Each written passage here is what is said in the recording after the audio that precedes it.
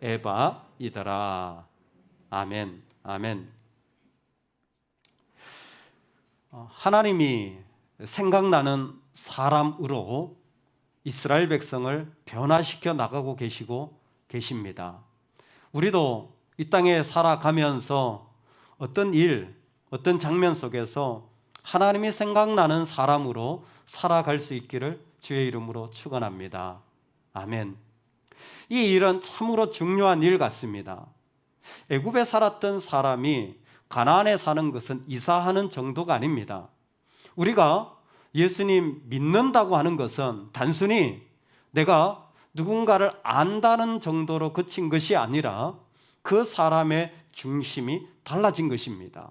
어떤 중심의 변화입니까? 이전에는 그러지 않았는데 이제는 끊임없이 모든 일들마다 하나님이 생각나는 겁니다. 어떤 장면 속에서도 하나님을 기억해내고 하나님과 같이 가는 삶이 되어진 거예요.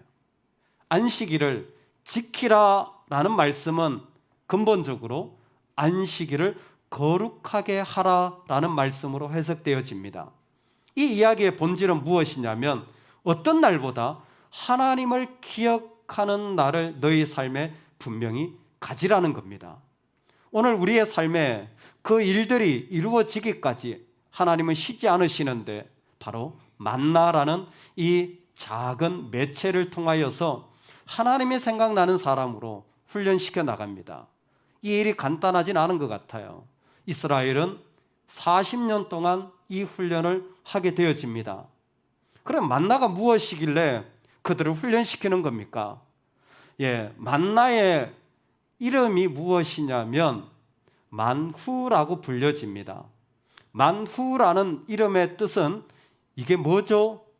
봤을 때 몰랐으니까 이게 뭐죠? 라는 질문을 겉으로 만후라고 부르고 그것이 사람들이 만나라고 똑같이 불려진 겁니다. 그러니까 이게 뭐죠? 만나입니다. 만나가 뭐죠? 이게 뭐죠입니다. 이렇게 되어지는 것 같아요. 그렇게 만나라는 이름이 세워졌어요. 근데 핵심은 그게 어떤 건지, 어떤 맛이 있는지, 어떤 모양인지 더 중요한 한 가지가 있습니다. 15절에 보면 이는 여호와께서 너희에게 주어 먹게 하신 양식이라 라는 것입니다.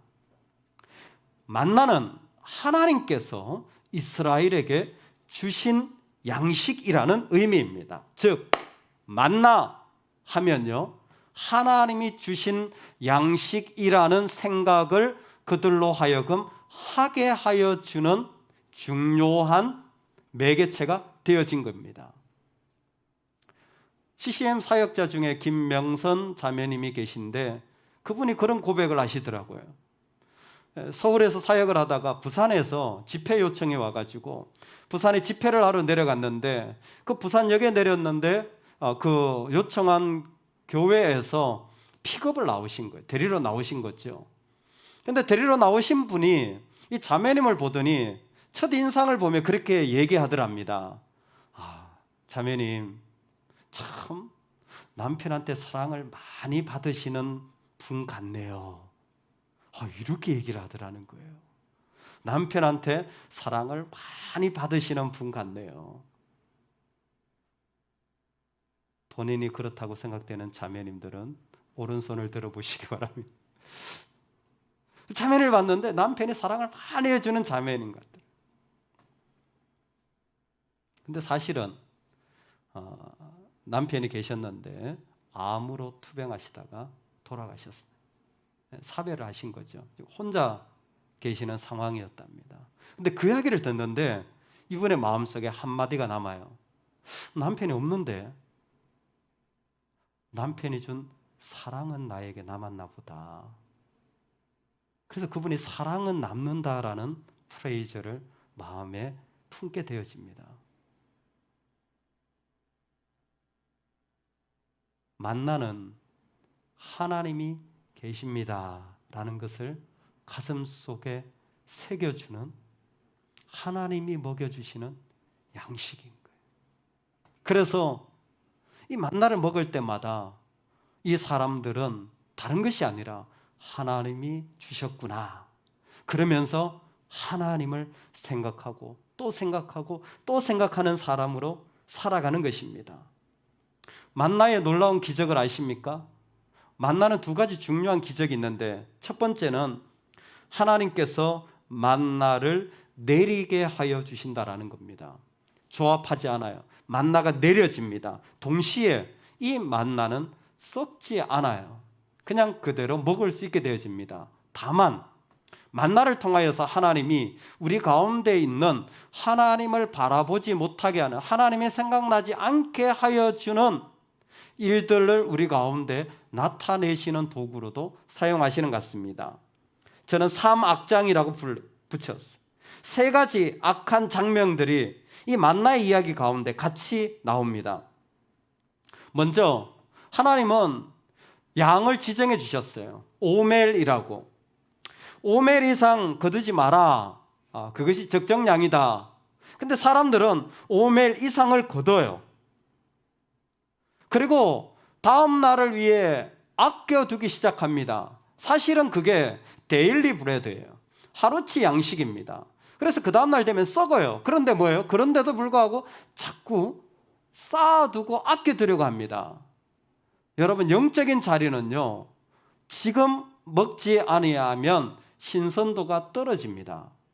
다음에 내가 더 가지면, 더 되면 해야지. 그게 신선도가 떨어져요. 근데 그렇게 말씀해도 사람은 자꾸 아껴두는 것 같아요.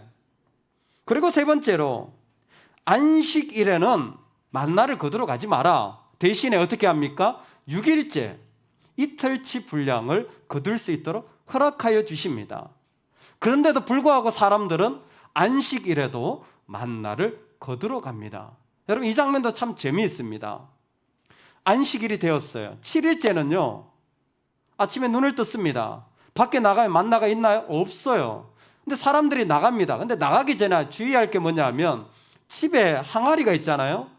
항아리에 6일째 이틀치를 모았기 때문에 7일째 되는 아침에 항아리를 열면 뭐가 있어요? 만나가 있습니다.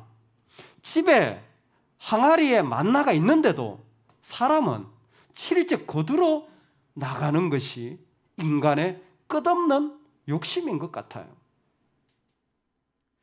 분명히 있는데도 나가는 이런 모습을 통하여 우리는 한 가지 중요한 모습을 발견할 수 있습니다. 이스라엘 가운데 있는 마음의 완악함입니다. 하나님이 말씀하셔도 듣지 못하는 마음의 완악함, heart hardened, 마음이 더 단단해지고 단단해져서 들리지 않는 상태, 바로 바로의 모습이었습니다.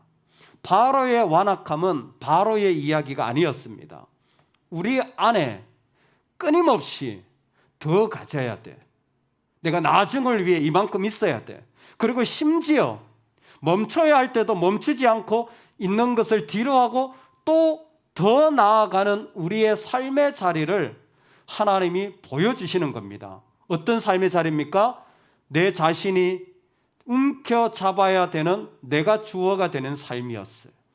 하나님이 주인 되시고 주어가 되셔서 인도해 가셔야 되는데, 만나를 통하여 광야에서 끊임없이 내가 주어가 되는 삶을 살아가는 겁니다. 최근에 제가 책을 읽으면서 재미있는 표현 하나를 발견했는데, 가스라이팅이라는 표현이 있더라고요. 표현 자체가 가스라이팅이라 무슨 불을 붙이는 건가 했더니 이런 겁니다.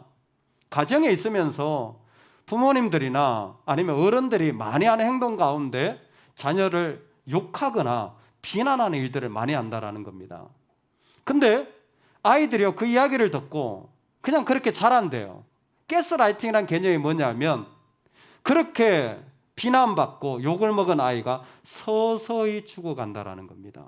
지금은 괜찮아요. 근데 걔가 20대가 되면, 10대가 되면, 30대가 되면 달라지기 시작하는 거예요. 안 그랬던 애가 죽어있는 영혼의 모습이 나타나면서 그 아이가 폭발하고, 그 아이가 또 누군가를 비난하고 모든 것을 싫어하는 아이로 자라기 시작하는데, 그 아티클의, 그 글의 핵심이 뭐냐면, 부모는 어떻게 생각하냐면, 아이를 욕하고 비난하면서 나는 이 아이를 사랑해. 누가 뭐라 그래도 나는 내 아이를 소중하게 여겨라고 생각하고 있다라는 거예요. 이게 무섭다라는 거예요. 나는 내 아이를 위해 최선을 다하고 있어 라는 생각을 절대 안 바꾼다라는 겁니다. 왜요? 나를 버리는 일들이 결코 쉬운 일이 아니라는 거예요. 사람이 나를 버려서 새로운 모습으로 받아들이는 일이 그렇게 싫어한다라는 거예요.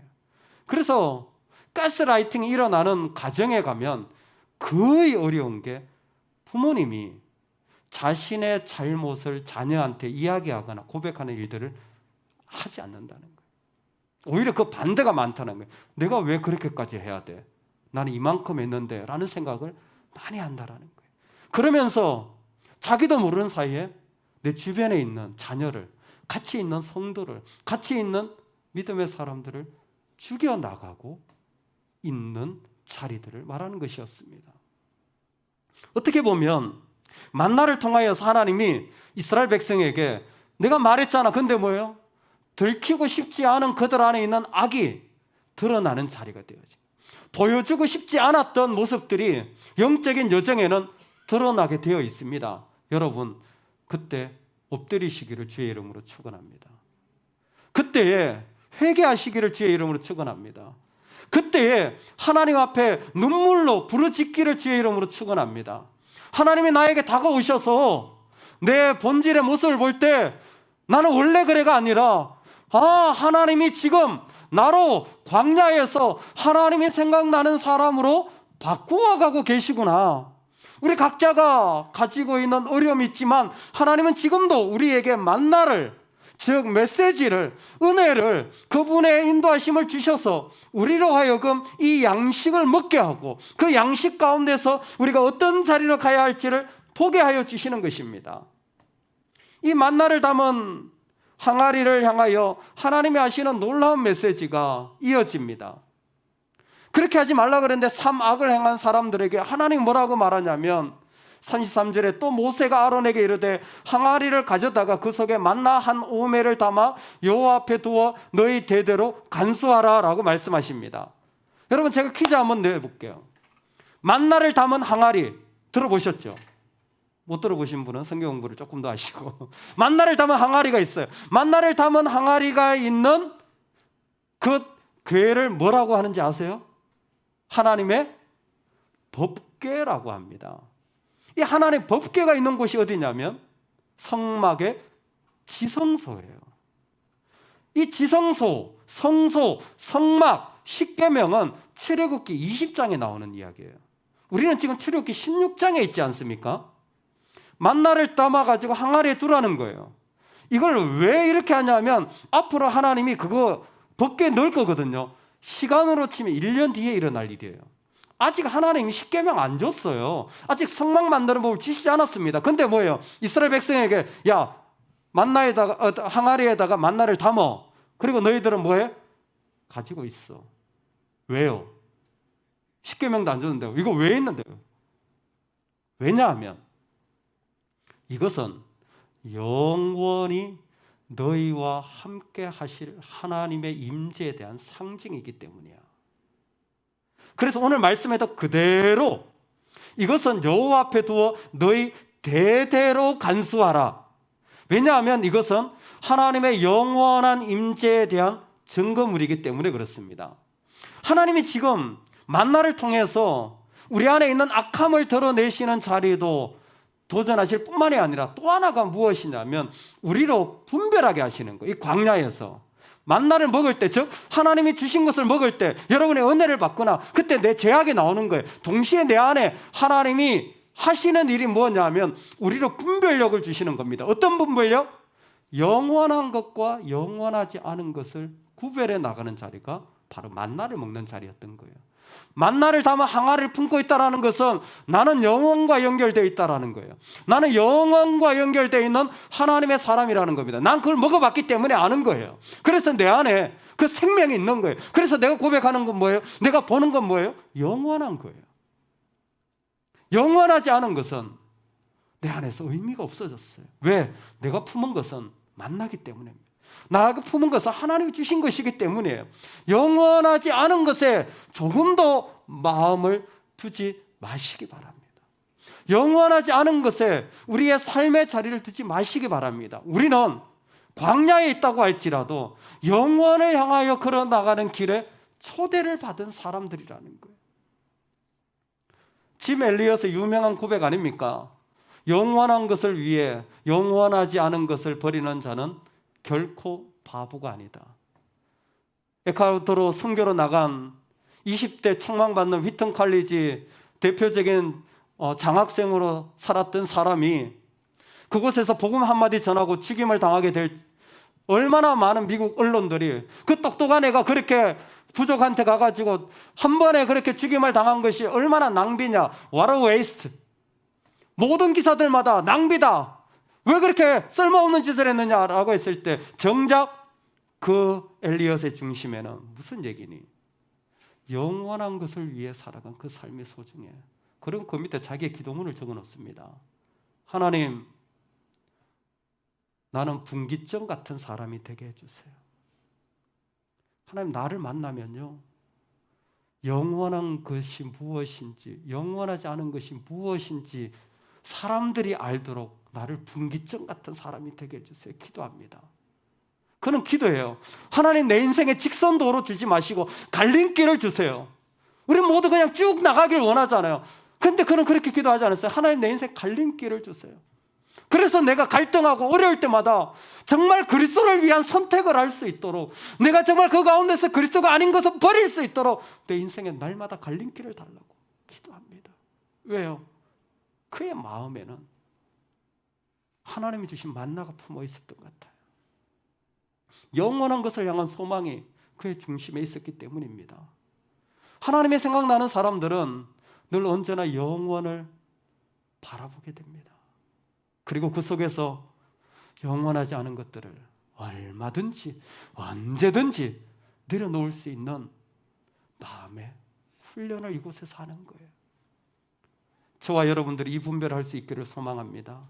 이 땅에 살아가는 동안에 내가 버려야 할 것과 내가 품어야 할 것을 하나님 지금도 우리를 먹이시면서 허락하여 주시는 줄로 믿습니다. 이 길에 주님이 우리를 초대하여 주신 거예요. 이 광야의 길에 이 전거판을 가지고 영원 전거판 앞에서 이 항아를 품은 자로 그들을 세워가시는 것입니다. 그럴 때에 하나님께서 이들에게 하고 싶은 중요한 메시지는 저는 33절에 있다고 생각되어집니다. 우리 32절인데요. 죄송합니다. 32절 같이 한번 읽고 말씀을 나누겠습니다. 시작. 모세가 이르되 여호와께서 이같이 명령하시기를 이것을 오멜에 채워서 너희의 대대 후손을 위하여 간수하라. 이는 내가 너희를 애굽 땅에서 인도하여 낼 때에 광야에서 너희에게 먹인 양식을 그들에게 보이기 위함이니라 하셨다 하고. 아멘. 쭉 읽어서 잘 모르실 수도 있는데 제가 한 번만 후반부를 읽어드리겠습니다. 내가 너희를 애굽 땅에서 인도하여 낼 때에 광야에서 너희에게 먹인 양식이라는 메시지입니다. 이 메시지는 정확하게 앞에 있는 16장 3절에 애굽 땅에서 고기 가마 곁에 앉아 있던 때와 떡을 배불리 먹던 때라는 말씀과 반대되어지는 말씀이에요. 이 말씀은 이스라엘 백성이 애굽에 있었을 때 그들이 배불리 먹고 괜찮았던 삶의 때를 기억하는 것과는 정반대의, 이제는 애굽에서 나를 먹여준, 애굽이 나를 먹여준 것이 아니라 하나님이 광야에서 우리를 먹이고 계심을 약속으로 보여주시는 증표로 이 말씀을 하고 있다는 것이 선명한 도전입니다. 이 이야기는 무엇이냐면 만나를 먹으면서 이들 안에 하나님이 기억하게 하기를 원하는 것이 무엇이냐면 지금도 하나님은 우리에게 주시는, 공급하시는 선하신 하나님이라는 것입니다. 하나님은 지금도 우리에게 공급하여 주시고 먹여주시는 하나님이라는 겁니다. Divine feeding, 거룩한 먹이심, 예수님이 이 땅에 기적을 베푸실 때마다 먹이시는 것은 단순히 배고프기 때문에 먹인 게 아니라 하나님이 선하시기 때문이에요. 왜 선하신 하나님 먹이시는 겁니까? 왜냐하면 하나님은 잃어버렸던 창조의 일들을 그리스도를 통하여 회복하길 원하셨기 때문입니다. 그 일들을 지금 하나님은 창세기에서 이 출애굽기까지 오며 하나님의 잃어버렸던 선하심에 대한 생각을 그들 가운데 양식을 통하여 다시 회복시키길 원하는 겁니다. 우리에게 말입니다. 의외로 하나님이 선하고 지금도 주시는 분인데 죄악에 잠겨 있는 자들이 하나님의 선하심을 믿지 못하고 살아가요. 그래서 하나님이 만나라는 걸 주세요.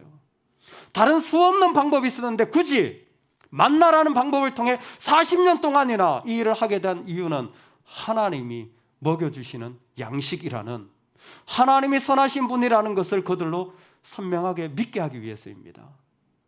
우리 하나님 지금도 우리를 먹이십니다. 하나님 지금도 우리를 인도해 가십니다. 우리 하나님 선하셔서요, 그 하나님 믿는 자를 지금도 그 삶 가운데서 품어 주십니다. 수고하고 무거운 짐진 자들아 다 내게로 오라. 내가 너희를 쉬게 하리라. 내 안에 어떤 고통이 있을 때마다 우리 주님께 나가면 주님은 지금도 우리를 세워주십니다. 그 일을 위해 우리를 초대하시는 거예요. 첫 번째, 구체적으로 만나가 주는 메시지입니다. 여러분, 만나는요 하루치 양식입니다. 일용할 양식이라는 것은 하루치라는 거예요. 시간을 딱 정해 주셨어요. 우리에게 있어서 하나님이 생각나는 사람으로, 정말 선하신 하나님을 믿는 사람으로 살아가기 위하여 첫 번째 우리에게 필요한 게 뭐냐면 우리는 하루치 양식이 필요합니다.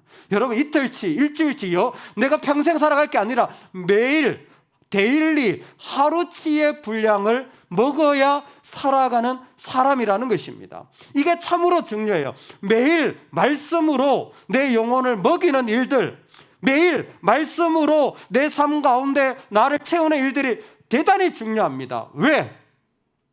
만나는요, 만나 자체가 우리에게 주는 메시지가 무엇이냐면, 만나를 그 가운데서 가지러 갈 때는요, 내가 만나를 모으는 능력은 하나도 필요치 않습니다. 만나를 얼마만큼 잘 모을 수 있느냐는 하나도 필요치 않아요. 만나를 가지러 갈 때는 오직 한 가지밖에 필요치 않아요. 오늘도 만나가 있겠지. 오늘도 만나가 그 가운데 주어져서 하나님 주셨겠지라는 생각만 가지고 가면 돼요. 우리는 만나 모으는 능력에 관심이 많아요. 우리는 만나 모으는 게 되게 중요합니다. 그래서 내가 얼마나 잘 모을 수 있느냐가 중요한데 이스라엘 백성은 알았어요. 내가 만나 모으는 능력 하나도 중요치 않아요. 오히려 그 가운데서 정말 주시는 하나님을 신뢰하고 나아가는 그 마음이 그 가운데 더 필요하다라는 것입니다. 하나님이 그 가운데 주시는 그 은혜를 그냥 그 자연스럽게 신뢰하는 거예요. 이런 말씀이요, 살벌합니다. 왜 살벌한지 아세요? 이게요, 그냥 뭐 하나님 주시지 이럴 수 있습니다. 근데요, 우린 정확한 존재. 내가 믿으면 행동이 달라집니다. 안 믿으면 행동이 안 나와요. 여러분, 하나님이 우리를 먹여주시고 선하시다는 거 여러분 믿는지 안 믿는지 성경은 정확하게 보여줍니다. 어떻게 보여줍니까? 오늘 말씀 18절에 이런 말씀이 있습니다. 오멜로 되어 본즉, 만나를 거둔 양입니다. 많이 거둔 자도 남음이 없고 적게 거둔 자도 부족함이 없이 각 사람은 먹을 만큼만 거두었더라. 아멘. 무슨 얘기냐면 만나를 거두러 갔어요. 만나를 거두러 갔더니 어떤 사람 많이 거뒀어요. 어떤 사람 적게 거뒀어요. 그런데 어떤 결론이 났냐면 많이 거둔 자도 남음이 없고 적게 거둔 자도 부족함이 없다라는 거예요. 아니, 이 사람 많이 거뒀잖아요. 이 사람 적게 거뒀잖아요. 그런데 균등해진 거예요. 이퀄리티가 된 겁니다. 어떻게 이렇게 됐죠? 예, 성경에서 말하지 않지만 일어난 일이 하나 있습니다. 많이 거둔 자가 적게 거둔 자한테 준 거예요. 많이 거둔 자가 적게 거둔 자한테 준 겁니다. 똑같은 이 본문의 말씀이요, 고린도서에 그대로 표현되어 있습니다. 사도 바울이 마게도냐 교회에 통하여서 이방 교회를 통해 예루살렘 교회가 어려울 때 돕게 됩니다. 그때에 고린도서 8장 이 말씀을 그대로 인용합니다. 오늘 말씀에 보니까 많이 거둔 자도 남음이 없고 적게 거둔 자도 부족함이 없다라는 말씀을 똑같이 해서 많이 거둔 자도 남지 아니하였고 적게 거둔 자도 모자라지 아니하였느니라. 왜요? 그 가운데 하나님을 믿는 성도들이 은혜와 그 섬기는 일에 참여했기 때문이라고 성경에 말해주고 있습니다. 즉 많이 거둔 자는 누가 말하지 않아도 silent giving, 조용히 준 거예요. 조용히 준 거예요. 그러니까 균등해졌어요. 많이 거뒀어요. 근데 조용히 준 거예요. 아니 많이 거뒀는데 왜 줘? 내가 모으는 능력을 중시하는 사람은 이렇게 얘기할 겁니다. 내가 이거 모으느라고 얼마나 힘드는데 이걸 내가 왜 줘? 근데 있잖아요, 하나님의 선하심을 믿는 사람은 줍니다. 왜요? 하나님 또 주실 거거든요. 하나님 또 주실 거거든요. 믿으십니까? 하나님 채워주실 거거든요. 하나님이 주실 거거든요. 하나님이 나한테 주실 거니까 이게 진짜 믿겨지면요, 주는 게 어렵지 않아요. 안 믿겨지면요, 내가 모으는 능력을 쌓아야 되는 겁니다. 이 말씀은 고린도 교회에 그대로 일어났고 오늘도 똑같은 이치로 일어나고 있는 겁니다. 하나님 앞에서 나를 기꺼이 내어준 예수 그리스도, 자신의 부유함을 내려놓고 가난함으로 오신 그 예수님으로 말미암아 가난한 자가 부유하게 되어진 것은 무엇입니까? 예수님은 자신을 죽음에까지 내려놓는다고 할지라도 하나님 아버지가 자신을 그 죽음 가운데 살리실 것을 믿었어요. 왜? 하나님 선하신 분이기 때문에. 그걸 믿었기 때문에 십자가에까지 나를 내어드린 겁니다. 그리고 그 믿음이 우리가 가지고 있는 지금이에요. 우리 하나님이 선하십니다. 그래서 하루치를 주실 때마다 우리한테 그 놀라운 능력의 일들을 고백하도록 훈련하고 또 훈련하는 거예요. 하나님이 우리에게 주시는 은혜를 날마다 누려나가고 또 그것이 체험받는 자리를 사모하는 은혜가 있기를 소망합니다. 저는 이 만나의 이야기가 참 놀랍다고 생각합니다. 정말 하나님 주실 것을 믿는 자들은 자기 안에 있는 불안과 염려 속에서도 끊임없이 이 사실을 신뢰하며 걸어 나가는 것 같습니다. 그렇게 걸어 나가고 또 걸어 나갑니다. 처음에는 여기 있었는데 계속 걸어 나가요. 계속 걸어 나갑니다. 우리의 목표는 완전한 성화, 영화의 단계입니다. 주님 나라 가면 주님과 같이 완전히 되어지겠죠. 그렇죠? 근데 있잖아요, 성경에서 완전히 영화되지 않아도 죽음에 이르렀을 때 완전히 영화가 이루어지는데 그렇게 되지 않더라도 우리가 다다를 수 있는 모습을 보여준 장면이 있습니다. 저는 사도 바울이라고 생각을 합니다. 바울이 이 땅에 살면서 안 믿는 자로, 주님을 박해하는 자로 있다가 믿어서 사도가 되어가지고 그것도 사역도 하고 계속 살아가잖아요. 사도 바울의 마지막 모습이 저는 우리의 목표가 되면 좋겠다고 생각되어집니다. 성경에서 사도 바울에 대한 수많은 묘사가 있는데 사도행전 28장에 사도 바울에 대한 마지막 모습이 있어요. 그때 당시에 사도 바울은 감옥에 있습니다. 손에 착고가 쳐져서 움직이지 못하는 상태예요. 그런데 성경은 그 모습을 이렇게 묘사하고 있습니다. 그가 찾아오는 자들을 다 영접하고. 사도 바울이 계속 길을 걸어갔어요. 그때마다 데일리 브레드, 하나님이 주시는 양식으로 자기를 채웠습니다. 그때마다 고통스러웠을 거예요. 왜?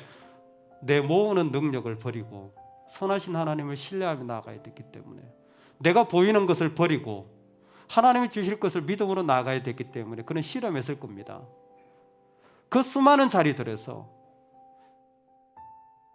어느덧 조금씩 가다 보니까 어떤 자리를 했냐면 다 영접할 수 있는 자리가 되어진 거예요. 이 모습, 저 모습, 이 모양, 저 모양, 이렇게 말하는 사람, 저렇게 말하는 사람 다 영접. 내 손은 매여 있는데 다 영접할 수 있는, 그 사람들이 마음에 들기 때문에 아닐 거예요. 그는 사실은 감옥에 있다는 그 자체를 이미 버림받았어요. 배신당한 것도 알고 있습니다. 근데 그리스도를 닮아서 말씀으로 자기를 버리고 또 버린 이 사람은 기꺼이 영접하고 또 영접할 수 있었던 거예요. 왜요? 하나님이 생각나는 사람으로, 그 감옥의 순간에도 그 아픈 말 속에서도 하나님의 생각나는 사람으로 그는 계속 변화되었기 때문에, 하나님의 생각나는 사람으로 그는 바뀌어졌기 때문에.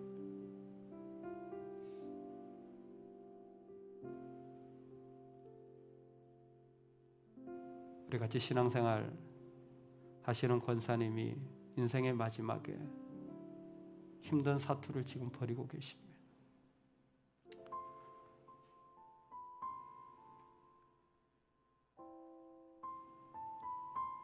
인생의 고통 가운데 제일 큰 고통이 죽음 앞에 있는 고통이라고 합니다. 육체가 아픈 건 말할 것도 없고 영혼에 아무런 기력도 없는 상태가 되고, 마지막 그 고통, 극심한 고통 속에서 예배하는 가운데 우리 권사님이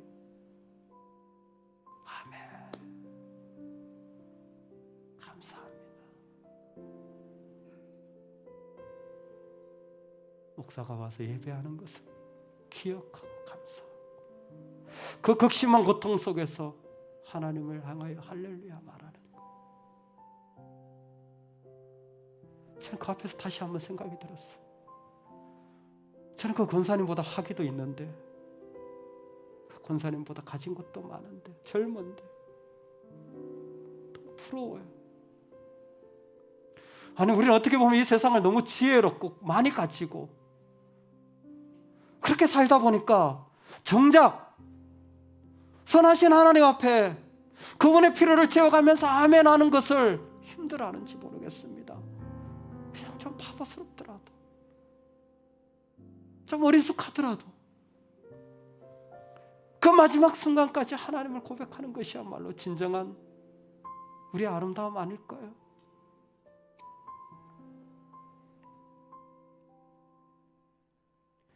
하나님이 감당할 시험밖에는 너희에게 주신 것이 없고, 또한 시험 당할 때에 너희로 피할 길을 준다고 했습니다.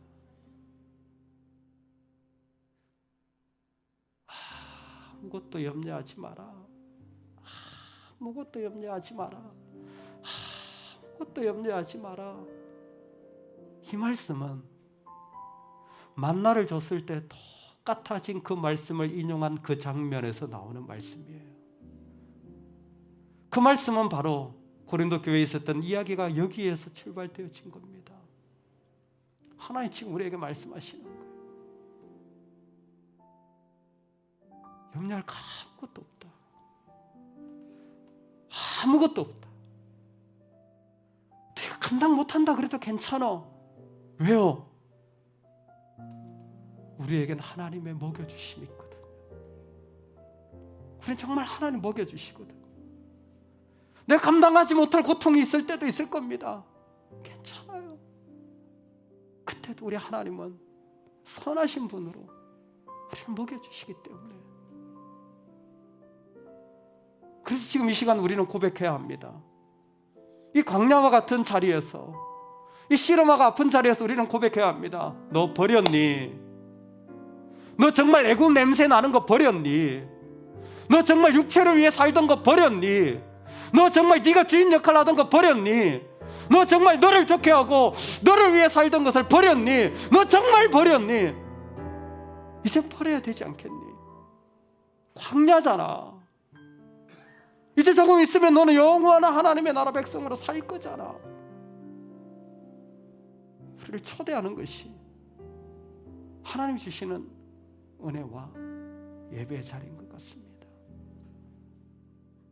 우리 자신을 날마다 말씀이라는 만나로 먹이시기를 소망합니다. 하루도 빠지지 마세요. 하루치기 때문에 하루도 말씀을 듣는 생활을 놓치지 마세요. 왜? 그래야 내 자신이 드러납니다. 그리고 내 자신이 드러날 때 뒤로 숨지 마세요. 엎드리세요. 더 엎드리세요. 처절하게 엎드리세요. 나를 십자가에 못 박기까지 엎드리세요. 하나님, 그게 내 모습인데, 하나님, 그게 난데요. 하나님, 이 모습을 주님 앞에서 해결하기를 원합니다. 그 은혜가 있기를 소망합니다. 그럴 때 어느덧 우리도 조금씩 더 주님을 닮아가서 다 영접할 수 있는 그 자리에 서게 될 줄로 믿습니다. 동시에 누구도 부족하지 않았던 이 은혜가 보이지 않게 흘렀듯이 우리도 하나님 나라와 이 땅의 필요를 보거든 채워줄 줄 아는 자리로 나아가면 좋겠습니다. 하나님의 선하심을 믿고 채워주는 자로 이 땅을 향해 나아갈 때 우리를 통하여서 배고프고 힘들었던 자들이 체험을 받고 교회와 하나님의 나라와 하나님 나라를 섬기는 자들이 일어나게 되어지고 연약한 세대들이 살아나게 되어지는 그런 때를 꿈꿉니다.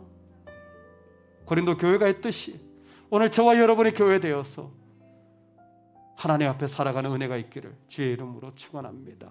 아멘. 아버지,